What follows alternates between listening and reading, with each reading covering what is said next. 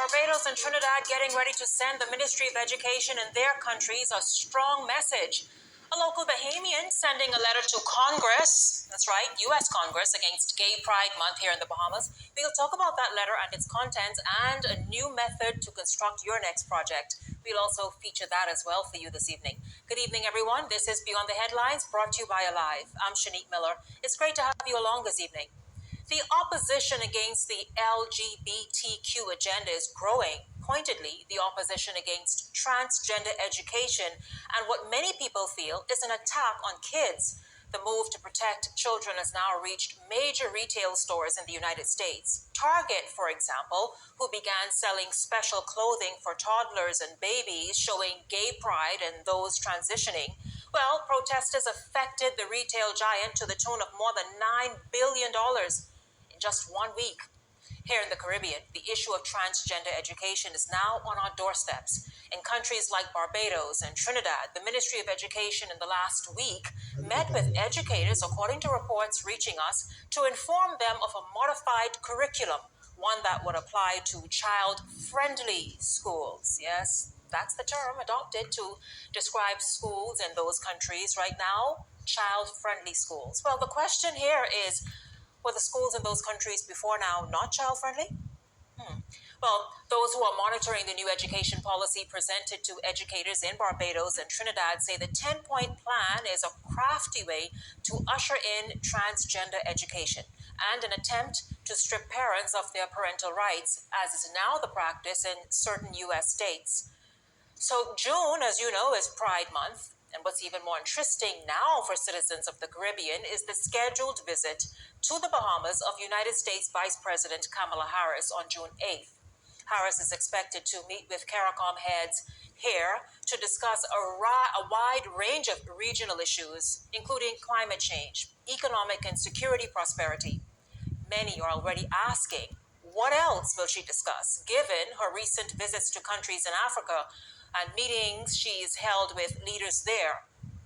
Advocate groups in the Caribbean and countries across the Caribbean have been mounting their anti-campaigns across the region. Fred Corbin of Barbados sent out a voice note over the weekend that went viral, talking about the Ministry of Education in his country and the new policy there. He joins us. Also joining us this evening is Umar Abdullah of Trinidad. Both men are building a regional push against what they call an assault on our children. Good evening to both of you, gentlemen. Welcome to Beyond the Headlines. It's great to have you join us from Trinidad and Barbados. Thank you so much for joining me on tonight's show. Good. Thanks for having us. Good evening, Lady Shanique. How are you? I am great, thank you. Thank you so much for asking. Again, thank you both. Fred, I want to jump right in. You and, of course, Mr. Abdullah. Fred, your voice note speaking out against the Ministry of Education in Barbados and an expanded curriculum that was just introduced went viral over the weekend. And you know, Beyond the Headlines had to run to try and get with you because we wanted to, first of all, find out about this new curriculum, what were teachers told, and also, of course, to speak with you. You call it an assault on the parents and parental rights in Barbados, among other things. What was the move by the Ministry of Education in Barbados that has so many parents and others in Barbados uneasy? Well, thank you very much for that question, and it's a very pertinent question with regard to uneasy, because uneasy is an understatement. This goes way beyond uneasy. This is to the point where Barbadian parents are hopping mad, simply because there was absolutely no consultation following the test, the so-called comprehensive sexuality education test that was disguised as a computer test in October of last year.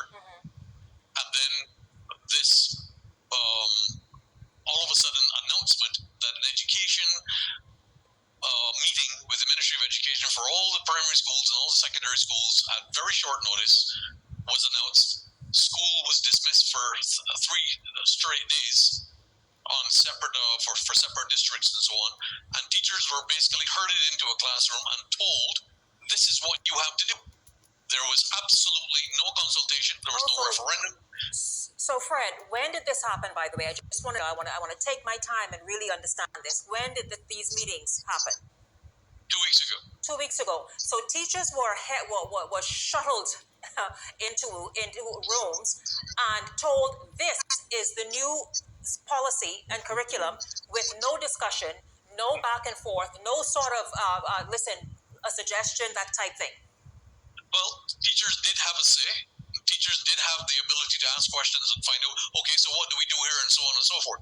But it was already pretty much established that here was the curriculum, here was how we're going to do it, and you guys get with the program, and any questions you have will be worked out later. There was no consultation with parents. Not one single parent was included. Not a single student was included. Not one single referendum. Not a single page of documentation was issued other than notice to gather at the Ministry of Health, the Ministry of Education, and everybody was caught by surprise. Simply because they had already formulated the bill. They knew exactly what they were doing with regard to the bill. The bill was already in Parliament. It was already past the initiation stage where it would be debated, and this was just doing the legwork to fill in the blanks that the Ministry of Education required, and to jump through the last remaining hoops in order to create a coup against the teachers and parents of this country. And I'm sorry, that is completely unacceptable. Absolutely, it is, especially for something so urgent and important and something so critical. We see the global pushback. We see what's happening. We see the disturbances it's creating. We're going to talk about some of the poignant areas of that plan in a minute. But I want to ask Mr. Abdullah, something similar happened in Trinidad as well, sir. Yes. Greetings once again to all of you guys. In Trinidad and Tobago, we've had those specific meetings between the Ministry of Education and the teachers. We've also was alerted to a meeting that was held for the police officers, engaging them in a discussion to address people by their pronouns. Hold on, wait, Mr. Abdullah, the pronoun situation, the pronoun conversation happened in Trinidad and Tobago as well? Yes, it did. I was actually contacted by a police officer who was part of that session, and she was very, very upset about the conversation that they had in that particular meeting. We've had information where teachers has been already drafting this child-friendly school scenario, where a number of schools within the high-risk communities in Trinidad and Tobago have been selected to be part of this initiative. Now, why are you selecting schools within these type of areas? Because the home structure in these areas are not as stable as you would find in so targeting people who are already vulnerable. Wow. Yes. So you're attacking the vulnerable amongst our citizens, and very, very subtle.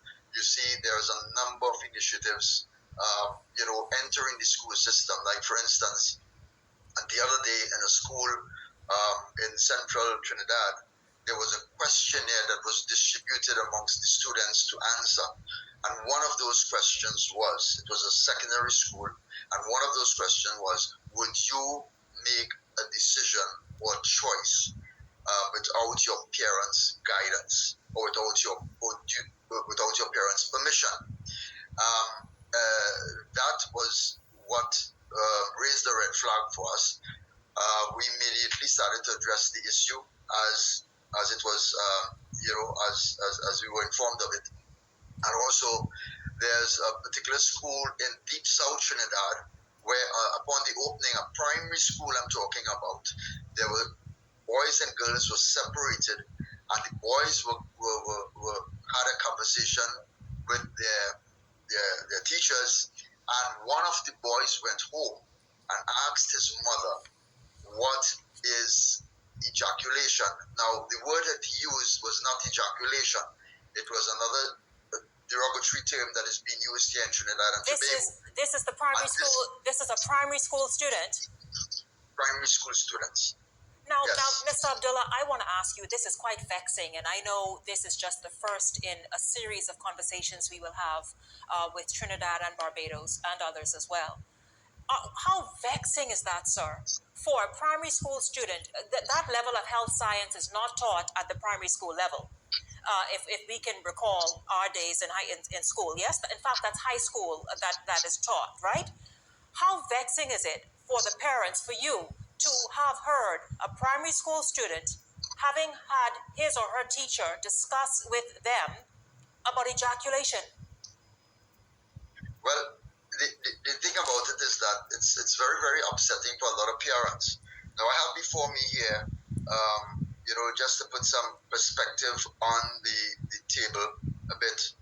There's a textbook, right, a workbook that found its way on a primary school book list for standard 2 children. All right, and one of the topics on that workbook was sexuality. All right, and I'm just going to read some of it here for you all. All right, so it begins by match the correct terms with their meanings by drawing lines to match the items above. Intimacy, sexual identity, sensuality, sexual health, and sexual acts. Now, the matching terminologies adjacent reads your